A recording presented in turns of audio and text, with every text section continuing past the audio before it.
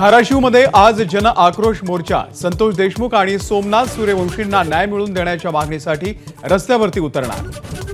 विष्णू चाटेची खंडणी प्रकरणाबरोबरच आता हत्या प्रकरणाची ही चौकशी होणार। कस्टडी घेण्यासाठी चाटेला आज पुन्हा एकदा कोर्टात हजर करणार।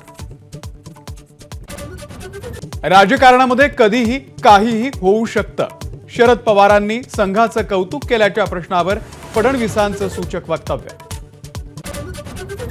राष्ट्रवादीचे मंत्री पुन्हा भरवणार जनता दरबार। राष्ट्रवादी प्रदेश कार्यालयामध्ये दर मंगळवार, बुधवार आणि गुरुवारी सोडवणार जनतेच्या समस्या।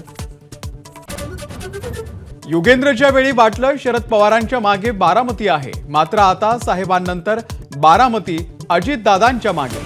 अजित पवार यांचा शरद पवारांना टोला। मंत्री धनंजय मुंडे यांनी घेतली छगन भुजबळ यांची भेट। खात्याच्या कामकाजासंदर्भात भुजबळांकडून मार्गदर्शन घेतल्याची धनंजय मुंडे यांच्याकडून माहिती।